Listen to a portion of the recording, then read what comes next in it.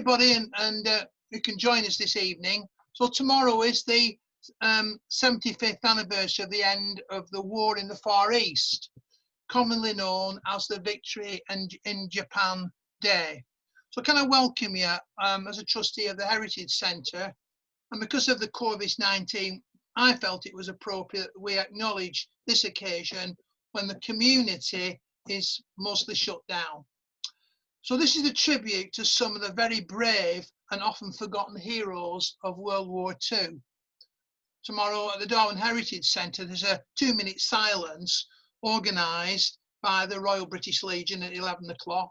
And Gordon Smith, one of our trustees, will play a lament on his bagpipes shortly before the clock strikes 11. So please observe the government guidelines if you mean to attend. Just some little housekeeping rules. You'll be muted throughout, or it will try to anyway, with a small amount of time at the end for questions. Turn off your video so people can't see you. Try and keep as quiet as you can if you can't turn off your sound. The presentation will be recorded and placed on the Darwen Heritage Centre Facebook website and Facebook pages, so you can view it for those who can't make this live presentation. And once the presentation starts, I'll be able to allow you to come in or out, but I hope you'll stay with us throughout. So the Darwen Heritage Centre normally charge for a small amount for talks at the centre, but because of the situation, we're offering this as a free presentation. We hope you can make a donation in honour of these brave men and women whose memory we should never forget, and you can email the Darwen Heritage Centre and they can explain how to donate. So sit back and reflect on a period of history which local men and women made so many sacrifices.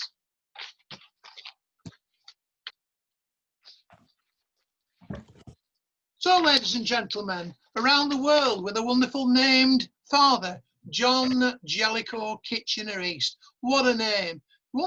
It's a good job he wasn't called Smith or Jones. You could find this name most anywhere. It's a really good name to have. John Jellicoe Kitchener East. But his nickname was really Jack. And this is a personal commemoration on the 75th anniversary of the victory of Japan. So let's take a look at his life and what happened to him.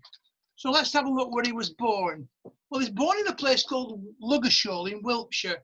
Now, this is on the edge of the Salisbury Plain where all the army manoeuvre. It's an army town. And in the picture on the left-hand side here, this is the room and the bedroom he was born in 1916 on October the 2nd. And here's the war memorial that was set up after the First World War, and it will come more to that later on. And on the right-hand side, yes, it has a castle. This is a Luggashall Castle.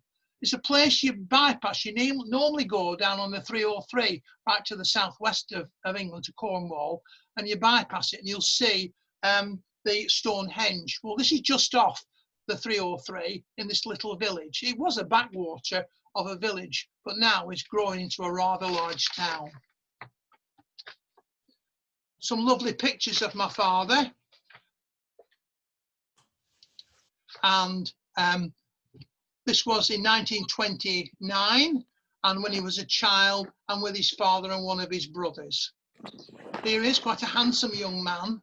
Never been far away from his home in Wiltshire. The furthest he'd ever cycled was probably Southampton, which will come up to haunt him later on when he arrived back from the Far East.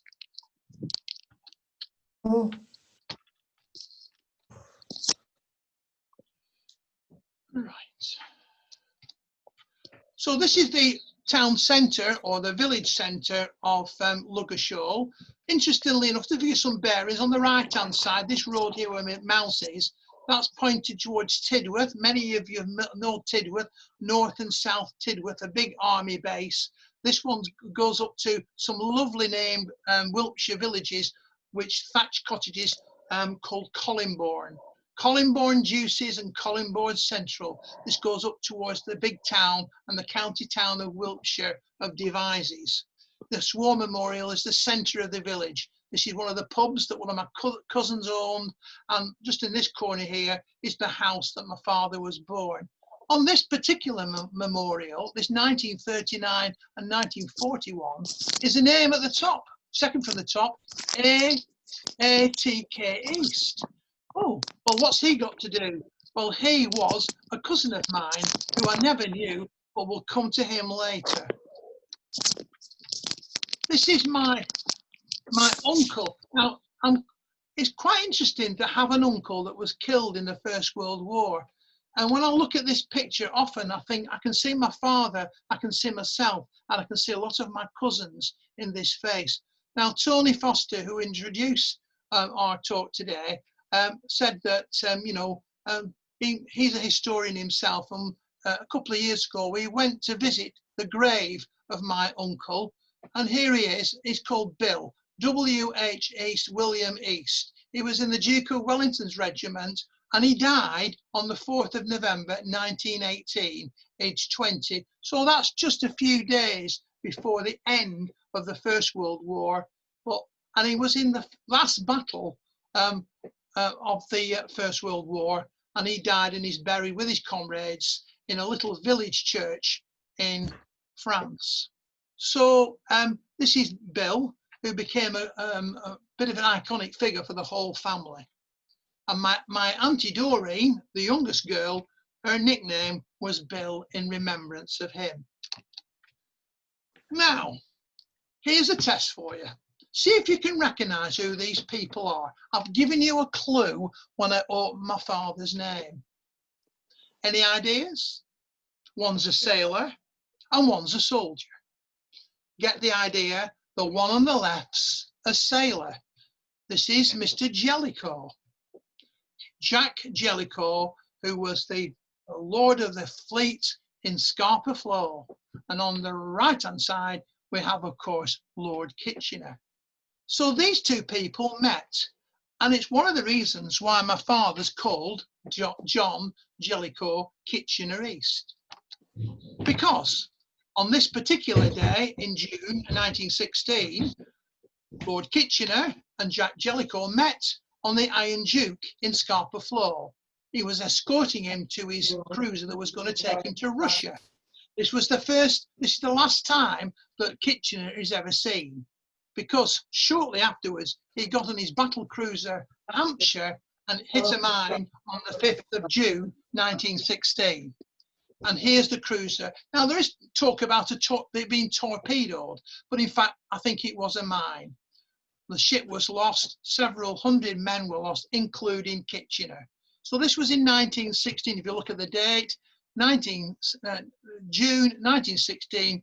My father wasn't born until later on in the autumn, and so my mum and my grandparents named him after the famous Admiral Jellicoe and of Lord Kitchener. So John Jellicoe Kitchener stuck.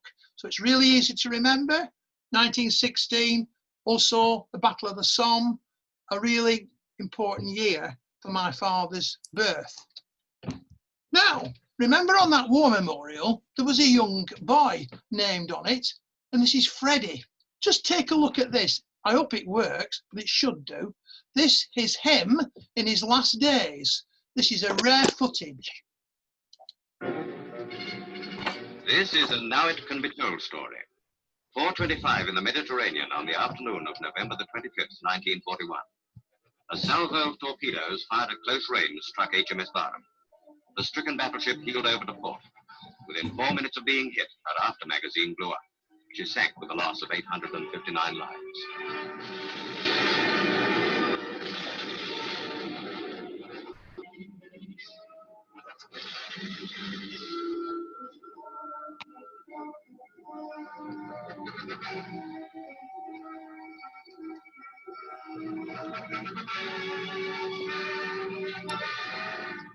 The cause of the final explosion has never been ascertained.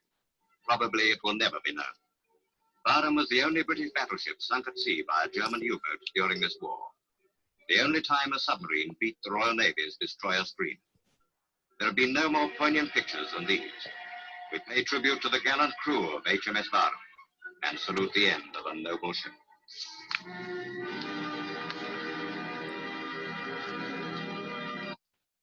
Now, everybody, before we move on, I wanted to tell you that on board that ship was my cousin Freddie, Alfred Freddie East, Thomas East. Guess how old? 17 years old, and he was the only existing East that would carry the name forward. In fact, I've got that particular honour because my son Mark, our son Mark, is the only one to carry on the East name. So he died in 1941 on the 25th of November, and there's still controversy about why the Barham was sunk. However, my father was still in the village of Luggershaw doing his chores, and then he was called up. And here we go. Here he is in the holding regiment with the Wiltshire Regiment, the 1st platoon. And he was transferred then to the Royal Norfolk Regiment. And the reason is that because the the regiment of the Wiltshires were decimated at Dunkirk, they had to reform this particular regiment. So in the southern England, all the regiments were asked to let some of the soldiers go. My father was one of them to then replenish a new battalion, and that battalion became the 4th Battalion of the Royal Norfolk Regiment. Here's a regimental badge of the Wiltshires and some of his comrades who I don't think he ever met after leaving it to go to Norwich. So here he is, transferred with this wonderful name of John Jellicoe Kitchener East to the 4th Battalion of the Royal Norfolk Regiment. Obviously, this is Britannia, the badge, the county badge of the Norfolks, and Great Yarmouth is their headquarters, and Norwich and things like that. So Private 5573356 was now really in the army, ready and raring to go. However, manoeuvres took place, and sometimes they went all over the place. In this case, they went to Blackburn and to Duckworth Street Mill in 1941. So this is the 4th Battalion. And if you want to know where Duckworth Street Mill is, it's no longer there because it's up, it's up near Sacred Heart Catholic Church in Blackburn. So this is the battalion, or the part of the battalion there. Now, when you're a soldier and you're just on manoeuvres, you have plenty of time to do things. So what did they do with themselves? Well, this is a picture of the boulevard, and people would meet outside Queen Victoria's statue, met young ladies, and then they go dancing. So it was an opportunity for many of the soldiers to go and find themselves a nice young lady, and my mother was in the chip shop in Penny Street, and that's where my father met my mother. What a romantic place to be, in a chip shop. However, they decided to have a date, and they met outside Queen Victoria's statue. Here's the old Telegraph building, the most of it you'll remember it. And then they went dancing. And of course, where you go to dancing, this is Tony's Ballroom, which is in Town Hall Street, opposite the library. There, it's still there, I think. So this is where the romance starts. So we took the mother home, and we lived in a place called Oak Street, up the Baswell region, Blackburn. Okay, so where next? Well, we're called up then after several manoeuvres. We went to Cambridge and Hinckley and Galashiels, and then eventually to Ross and White, ready for transportation to Liverpool to go to where? Well, they didn't know, because at this stage, the North African campaign was in disarray and they wanted reinforcements. So they were all given a desert uniform. Little did they know, as they were crossing the Atlantic to re-embark onto a ship that would take them to Cape Town, that something else was going to happen. And so the Andes and the Nova Scotia took the soldiers of the 18th Division, including the 4th Royal Norfolks, to supplement the supplies and the army recruitment in North Africa. However, about this time, Pearl Harbor happened, and the Japanese invaded Indochina, and so the Americans came into the war, and so the ships were diverted from Bombay to Cape Town. So Dalian, there's a link with Cape Town. My dad there, he had the opportunity to stay in Cape Town for a bit and do a bunk, but he said, no, I'm going to serve my country, and off he went, and they ended up in Singapore.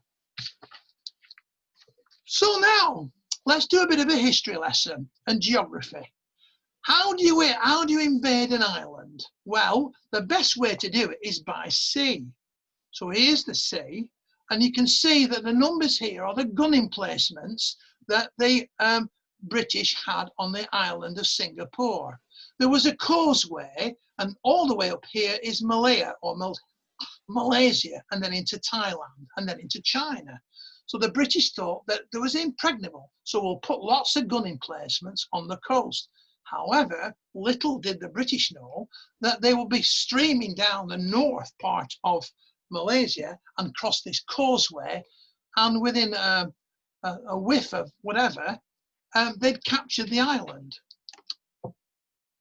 The ship had landed at Singapore and was a holding battalion. Meanwhile, on the right-hand side, the British troops were holding Malaya as a rearguard action as the Japanese invaded Malaysia and swarmed down towards Singapore.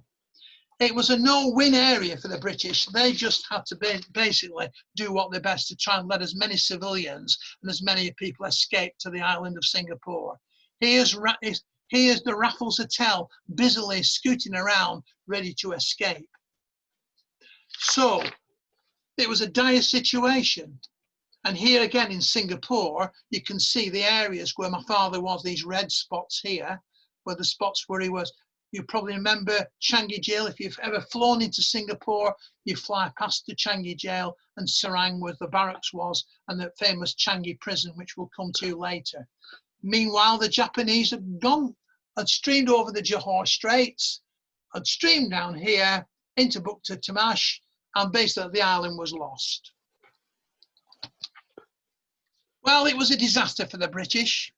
All those troops, Commonwealth, Australians, Indians, South Africans, all of them just had to give up. And the armistice came when the British surrendered. They surrendered and were humiliated on the 15th of February 1942. And poor old General Percival had to relent and give in. So what happens next?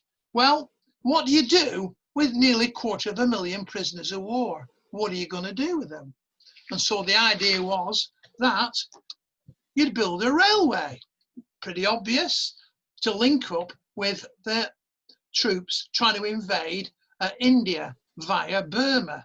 So here we have the whole of Thailand from Kamburi right up. And the idea is that you build a railway up there, but how do you do it? All your soldiers are fighting. What a good idea. Let's build a railway using all the prisoners of war. And so it began, the famous Death Railway, the Railway of Death that was built there. And so off my father went with hundreds of other soldiers, prisoners of war, to build that railway. Incidentally, Kamburi here, which is Kamburi, is the largest Commonwealth war grave cemetery in the whole of the Far East. Many of the graves were brought back along the railway because men died along the tracks, and after the War Grave Commission went back and found as many possible graves and brought them back for interment. And there are some famous places here like Hellfire Pass, which was blasted through, and then as far as the Three Pagodas Pass, as far as you could get to the Burmese border. My father witnessed horrendous things here where soldiers who were pretty ill had to just put dynamite in and then run, and if they were quick enough they wouldn't get sort of detonated. So all these little dots and things like that up here were places where prisoners of war were taken. The conditions were awful. This is what they looked like when they were building huts. Tapas huts made of bamboo and the local fauna, and they were given basically rations of rice and rice and rice, and that was it. The diet for British people, the Allied prisoners, was pretty dire. And you can see the conditions here. They're looking good, but wait till you see them later. So one of the most famous parts of this railway was the River Kwai. It's not quite as infamous as the film with Alec Guinness. That was a fiction, but it was built. And the railway went from Thailand to Burma, the places of which are infamous in POW history are Chunkai, Bang Pong, Kamburi, Wombo, Hellfire Pass, Three Pagodas Pass. And the railway was finished on the 4th of May 1944. The conditions pretty dire. Rice, little meat, but plenty of disease, dysentery, cholera, pellagra, jungle ulcers, malaria, and beriberi. Pellagra was particularly nasty, but there was a really good cure that we found out. Pellagra is when you prick yourself with sharp bamboo, and instead of the wounds going outwards, they go down to the bone. And so the only way to do it is to have it surgically removed. However, because they haven't got the implements, they wish to put themselves in the river, and tiny piranha fish would come along and eat away all the infestations. Half an hour in the water, everything gone, bandaged, and now we see a new way of treating tropical diseases. And if you've ever been to a shopping mall and put your feet into water, you'll see those little tiny fish that they have, which eat away all the horrible skin. Exactly the same theory, all learnt from the Far Eastern theatre of war. So here we go. You can see the camps. There was thousands of them, one camp and another. And as one camp was finished, they overran the other one and went to another one. And so they got to the Three Pagodas Pass. And by that time, the railway was complete. Conditions now were getting pretty poor. They were cramped up. If you survived, you were lucky. And there was several outbreaks of cholera. And cholera was particularly prevalent with the bad diseases. On the right-hand side, you can see the cemetery here, which is a very moving place, with thousands of prisoners of war who were buried here. Picture here now of a part of the rail which is at the Arboretum in near Birmingham. I can't remember quite. Is it near St Albans, around there, around that way in the Midlands? These are my fellow survivor parents or the relations of people who were POWs, and this is an actual part of the railway that they managed to bring over. That's the bad news. On the time here, you've got a really bad picture on the right-hand side of some surgeons. Now, if you remember, when Japan was invading Singapore, there was a very little aircraft and only two major cruise ships of the British. One was the Repulse and one was the Prince of Wales. Both of them were sunk. But what the surgeon commander, who was called Page, was a surgeon. And this is a picture of him operating in one of the prisoners of war camp using razor blades. And there was another doctor called Dr. Glusman, a US doctor, who then became famous for looking at tropical diseases like cholera and malaria.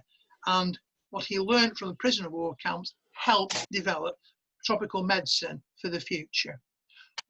The railway complete. What do we do next? Well, there's plenty of places to go, like this old Glaswegian freighter renamed the Osaka Maru, that took all the surviving prisoners on these hulk ships along to Japan, because there was no manpower, and so they needed more people to do all the manual work, because most of the Japanese men were fighting. So through typhoons and fires and all sorts of other tribulations, these tightly packed ships took all the surviving prisoners to Japan.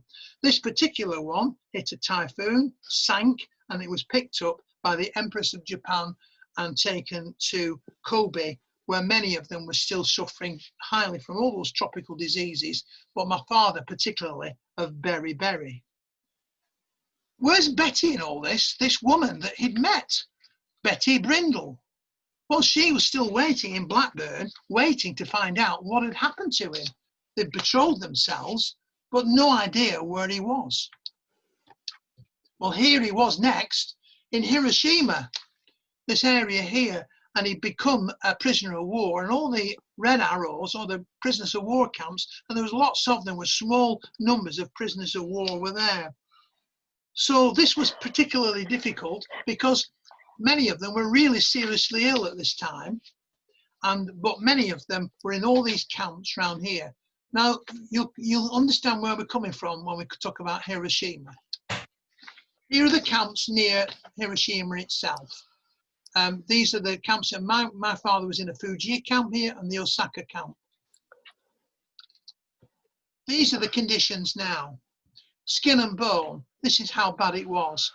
Lack of vitamins, teeth dropping out, and everything going upside down. Really, really poor. So it was very difficult. And my father was in a hospital suffering from beriberi in a place called Kanobi, and there was an earthquake. And then he was moved to a prisoner of war called Tamaro near Hiroshima. But then what happened was this.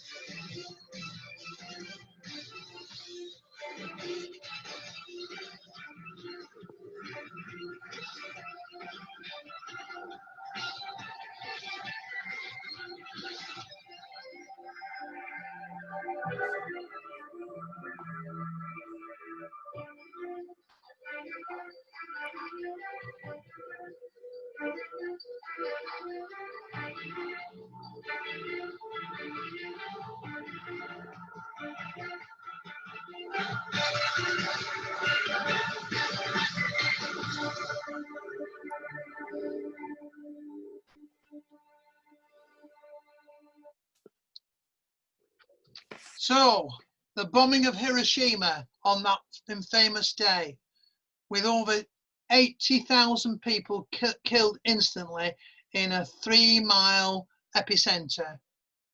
The total number after the bomb of Nagasaki was dropped a few days later, the total number of casualties were estimated at the time of 200,000. Who knows how many people had died afterwards through radiation? The interesting thing is, where was John Jellicoe Kitchener in all this? He was only 15 miles away from this epicenter. Well, he was in a copper mine and he was smelting and he was not very well. So he was sheltered from the bomb because he was underground. Knew nothing about it, of course. But then when the Japanese decided to surrender, all the guards disappeared. they were bewildered as what's going on. Incidentally, the pictures you can see is taken from the Enola Gray on the cameras on the bomber, and the two other ones is Hiroshima to the top and Nagasaki to the bottom. So the story goes that when my father was liberated, B-49s came over and dropped leaflets to say that they were going to be liberated a few days' time, and the Japanese guards had all disappeared. They went into the headquarters, and the only thing they really found that was anything to do with Britain was a record player and a copy of a record. And it was The White Cliffs of Dover by Vera Lynn. And if you remember that scene from the Shawshank Redemption, everybody stood still when the music started. And so it was. The realization that the war was over was now upon them. And the music from Vera Lynn made them all cry and become very emotional. Now, what do you do with thousands of prisoners who have gone through really difficult times? Well, the first thing is you feed them up. Well, you don't feed them up too much because the stomachs are so small. And so we now have a journey through Hiroshima into Yokohama to go to a hospital ship.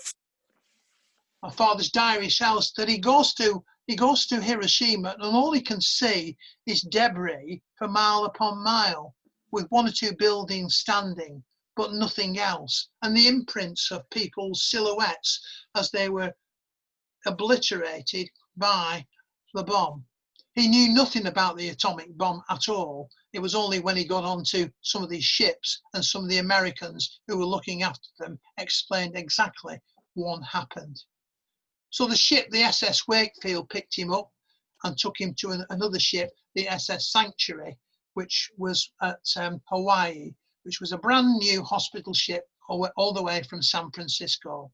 So he was treated really well on his way. But it was really good because he had a present. This was a present by the chaplain James Knight from the Essex Sanctuary, who was given to each prisoner of war on their journey home. And I've still got the booklet with me now. Here's a copy of it on the screen and the inscription by the chaplain James Knight. So things are getting better perhaps for John Jellicoe Kitchener East. He manages to get a telegram home to Betty to say, "I'm fine, I'm here." Little does he know what's been going on at home, but we'll come to that later. So here we go. We're crossing the Pacific Ocean now, looking a lot better with his Royal Norfolk emblazoned. They've got some new uniforms for him. Going under the Golden Gate Bridge, passing Alcatraz, the famous prison.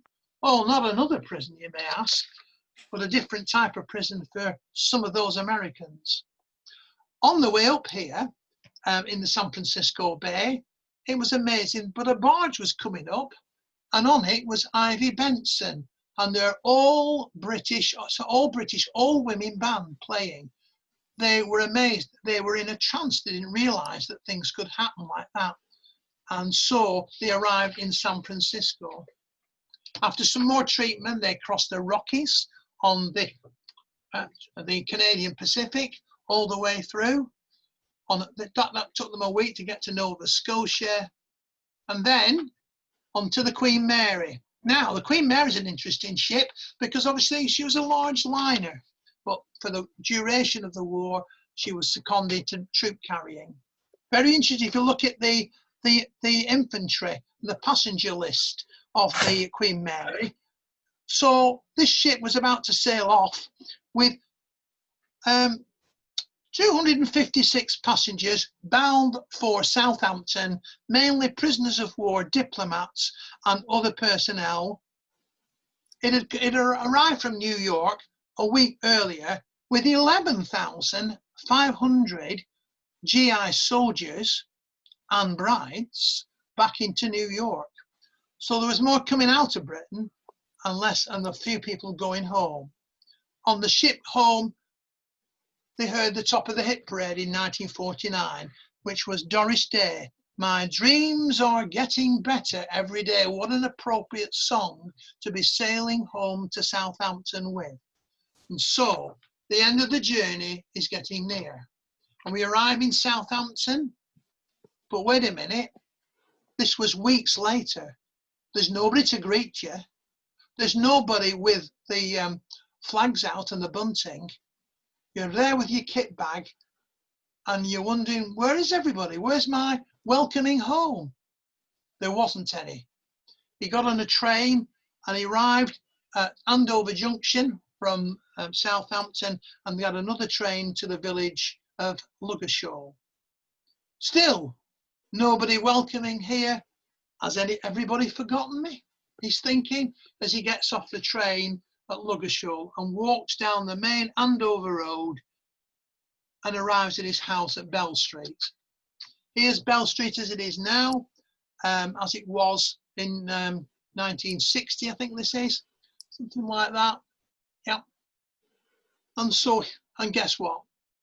He has to catch up a lot because Betty's father's died. Her mother has moved in to my father's mother's house, and they're all there waiting for him, plus the millions of other relatives that had gathered because they weren't sure when he was arriving home. He shortly marries Betty at the local church in Luggershaw, and then they move back to Blackburn. Oh, what's this got to do with POWs? It's a plate of food that's not quite been finished. When I was 8 years old, I went out for a meal with my mum and dad once, and I left food on my plate, and my father went absolutely ballistic. And when he was looking around, people were leaving food on their plates. This he found completely unacceptable, and basically had a fit of rage. And of course, I didn't realise it at the time, but these were the signs of post-traumatic shock and the appalling conditions that he had to bear. And yet people at home had no idea what he had to go through. Here's his discharge papers from the army in 1946, shortly before my mum and dad got married, saying the wording here says he was an exemplary employee and worthy of work as a storeman. He's looking a lot better here as he then gets his civvy suit ready for work and setting up a new life. But his life has changed. His life has changed and been turned upside down. This is a memorial to him from the local paper. I'll come back to that in a minute. I've got this slightly the way around. Because what I wanted to just tell you, everybody, is that as a child growing up with somebody with this PDS, post-traumatic stress disorder, all these things I didn't realise. And so many soldiers kept all their thoughts and all their stories in their heads for at least 10, sometimes 20 years, sometimes never. And so in some respects, many survivors, we wouldn't know the stories because they wouldn't tell us. It was so horrendous to be able to talk about what had happened to them. There was no mental health issues service as we know it now. So my father, along with thousands of other survivors, suffered from post-traumatic shock, hence all the things that happened to him after the war. Let me just go back to this old bit a bit here. I think it's here. Yeah, there he is looking on. That's the first picture when he joined up, and this is the story that was in the local paper. This was about 5 years ago, when it was, sorry, it was more than that, when he died. This was in the local advertiser and tells you a little bit about what he'd done before and after the thing, what's been happening to him. Oh, so have a look here at these two characters here. This is Betty East, Betty Brindle, born in Blackburn. And for some of us who know her well, or did know her well, she used to work for Burns's Tripe Stall on the glass shed in Darwen Market, better known as Betty Tripe. And John Jellicoe Kitchener East, outside his house in Lungwood Avenue. He died in 1993, and his ashes were buried with his parents in Luggershaw Parish Church. So we're coming to the end now, but I wanted to just say on this eve of VJ Day, everybody, that Albert from the Heritage Centre has found some of the survivors and some of those who died in the Far Eastern Theatre. These are probably POWs, but these are probably just a fraction of the people. So apologies if any of your relatives aren't on this list, the deaths and the survivors. And there are not many survivors these days because most of those will be in their late 90s or even 100 years old. So ladies and gentlemen, I'm coming to the end of our presentation to honour this particular day as we come to the eve of the 75th anniversary. So most of the men captured by the Japanese were taken to Singapore, and those who survived had endured nearly 4 years of appalling treatment and conditions. And how they returned to normal life is beyond me, but somehow they managed it. So ladies and gentlemen, we honour those people for a few moments, and I just want to indulge in one little interview that I did with a survivor who was in the same regiment, and you just have to bear with me while I get the video working.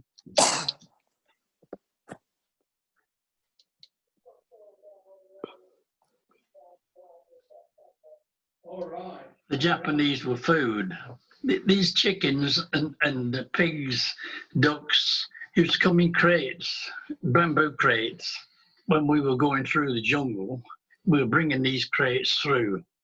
And if a hen put his head out the window, you give him one like that and you'd kill it.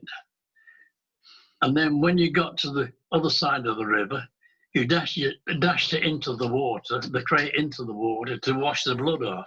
Well, we knew the ones what had died and the ones what we killed. So we used to have a good feed that night. Towards the end, we were a place called Nakamnayuk. There was a Swedish fella. Well, Sweden wasn't in the war. So he came past us and he said, I hope to have some news for you in a day or two. So after a few days, we went back down and to Golland Placements again. And he made his way to come and talk to us. But he didn't talk to us, he sang. He sang after the ball was over. He said, I've heard the war is over. And that was it. We went back to camp and we told the lads, some of them cried and some of them laughed and made merry. And then our own officers came back into the camp. And you know what the first things he said to us? He said, there must be no retaliation whatsoever. So your war was over. And what happened? How did you get back? Went in his hysterics. She said, I don't know what I'm going to do then. She said, I wanted my father's blessing. I said, well, don't worry about it. I said, he'll come to. So, see, he knew what I'd gone through, and he said, he told me, he said afterwards, he said, you won't live that long. Well, he got that one wrong, didn't he? So, but Elsie was waiting and willing to marry her. She was all upset. Her father wasn't. So when was the big day, and what happened next? It was June 26, 1946. And how many children have you got now? 2. And how many grandchildren? I have a lot of grandchildren, but I have 11 great-grandchildren. Wow. I was 95. My father would have been 100 this year because he was born in 1916. Okay, but they're in the same regiment, the same company. Is that correct? Yes. And they knew one another. Except that when they built that railway, my father had travelled into Singapore, was then put on what they call a hulk ship, and they were shipped to Japan because there was a labour shortage of men for the coal mines and the natural resources. It's like a surrogate father because we share so many common bonds together. Yeah. And it reminds me of my own father. So we've been great friends over the years. So, ladies and gentlemen, that's the end of the presentation, and I hope you've enjoyed it. Now, you can unmute yourself and you can ask some questions if you want to. Well, before the questions, John, can we just thank you for an interesting informative talk about one aspect of World War II. And it's important that you gave this talk on the eve of VJ Day, which we'll be celebrating tomorrow. So I don't know how you're going to manage when people ask questions, but it's over to everyone if you want to ask John any particular question. John. Yeah, John, where did you get most of your information from? Some brilliant footage there. A lot of research, Kevin, just a lot of research, and asking around and things like that. So it took me a number of months and years to put that lot together for that one. But my father left a diary, so that was very helpful. But then with Alf, he gave me a lot of intelligence as well. So I was able to put things together and put the historical facts together. I mean, we're talking 3.5, 4 years packed into what, just less than an hour. So, you know, you've got a snippet of it, but I hope you understand that it's a lifetime of research and making sure that you pay tribute to a father who was a good father, and I hope I honour him in the life that I lead now. Hello, can I speak? Yeah. My father was a Japanese prisoner of war, not on the railway where John's was, but he was in an island, in the Solomon Islands, right in the jungle, and far away from civilization, and therefore very, very brutal treatment. 18 of them survived out of 600. But good points about that, although there was terrible conditions where they had beriberi and dysentery and so on. There was a Japanese officer, and he said he was called Mr. Higaki, and he said, and he could speak English, obviously, and he said to them, I'm first of all a Japanese soldier, but I'm also a Christian, and I'll do my best to help you. And he supplied them with quinine and other medical advantages, and he could have been killed for doing this by the Japanese. I mean, that helped. So, you know, that was something positive. And also one of the men that was with my dad in this, he was called Joe Blythe, and he came from Nottingham, and he was a very strong character. He was a Methodist, actually, a very strong religious man. Not necessarily because of religion, but my dad said, you know, he got them through. He was very strict, but very caring. And he was a medical officer. He was able to tend their wounds and this sort of thing, you know. So these were more positive things. And much later on, my dad came back here, and he did not suffer from PTSD or anything like that. He was always very open about things, and got on with his life. He wasn't from Darwen, but he came to Darwen after the war and lived there for 30 years. And in later years, he got in contact with Far Eastern Prisoner of War Association, based in London, and he met up with some of these 18 comrades, the survivors who survived with him, you know, after all those that died, which was very positive.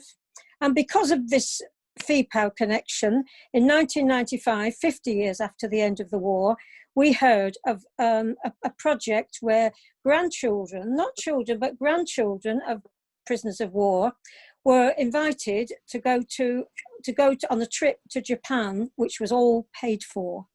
The trip is the wrong word. It was an educational experience. They couldn't just go. They had to apply and you know, produce a relevant letter.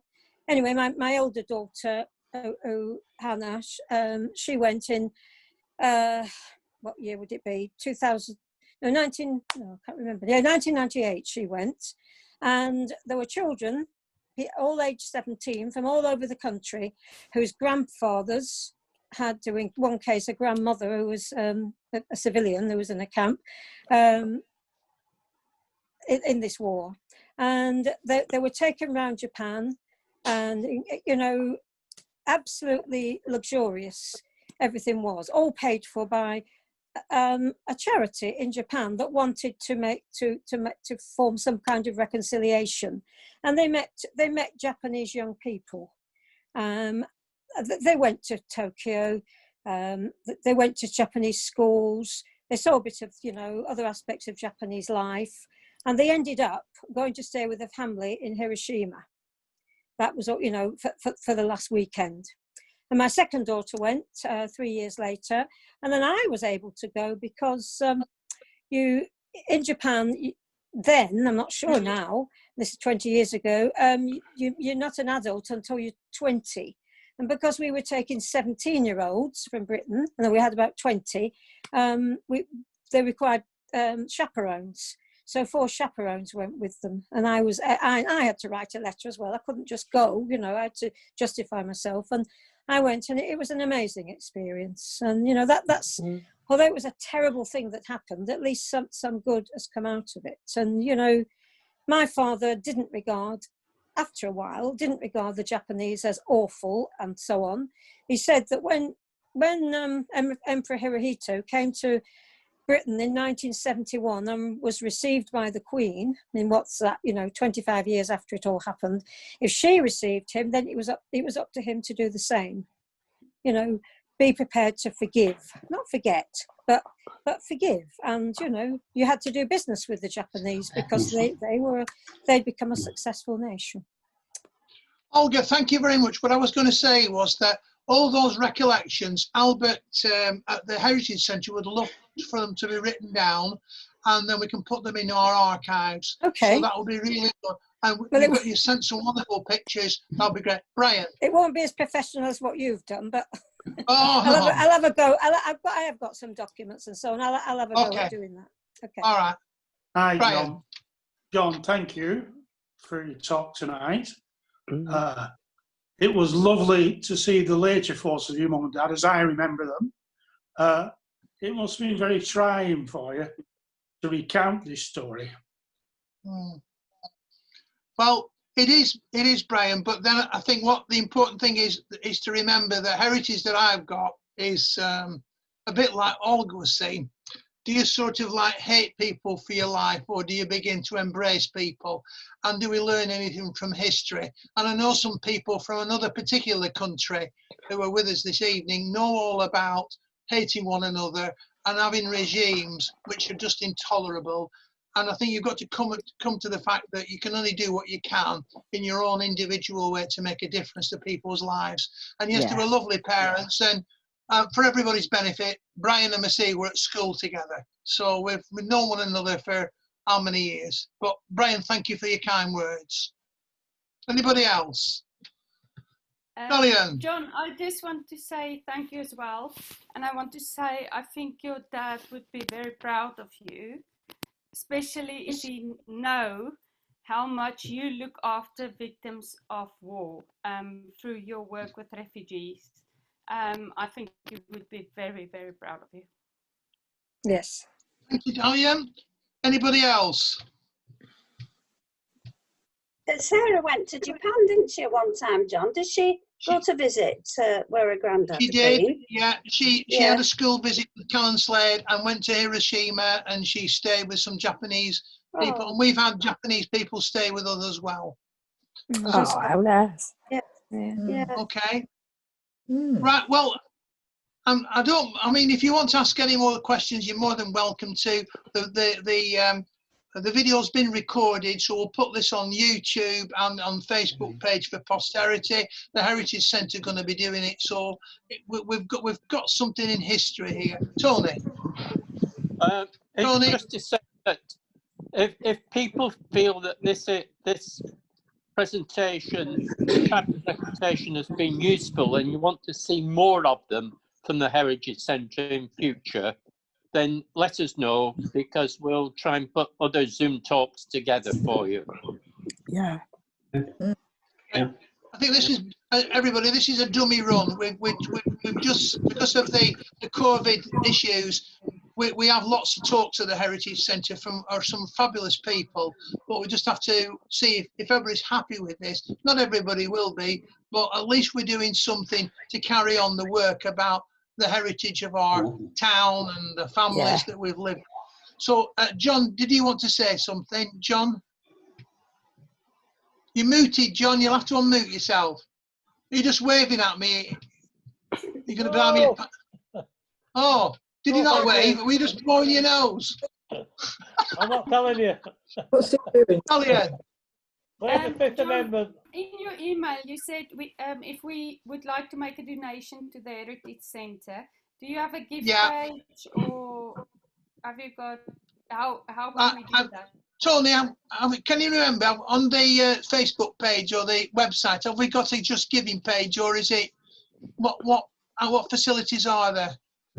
We're at the moment we haven't got a Just Giving page. We're trying to set one up. So at the moment, if you can send a check made payable to the Darwen Heritage Centre, that would be useful. But if you keep watching either our Facebook page or the website, there'll be some means of electronically transferring money to us, but nothing at the moment. Well, basically, if you want to write a check out, just write a check out to Darwen Heritage Centre and then post it to the Heritage Centre, because somebody's going in there every other day to check the post. Anybody else want to say anything? Are we all done? Very good, John. Very much. Yeah, Thank you. Very much. Okay, so if everybody's fine, so thank you everybody for joining us, and we hope you have a pleasant rest of the evening. For all those people who have been in your own homes, do take care of yourself. You've not been forgotten. I hope you've not been forgotten anyway, and we just hope we get over this particular awful thing. I know Brian and myself are working desperately hard to try and make sure that people are cared for within our community, because Brian's a counsellor that looks after health issues. So we do our best under the circumstances. So meanwhile, everybody, wherever you are, from Bournemouth to somewhere in Kent to, let me see, where else are we? Oh, Cleveley's. Look after yourselves and keep safe. Oh, Brian, did you want to say something else? Have you done? Got your hand up. John. All done. All done. I was Okay. waving goodbye. That's fantastic. Bye. I think we've had enough. Right, you had enough of me chattering. So good night, everybody, and God bless. Good night. Good night. Bye, John. Good night. Bye. Bye. Bye.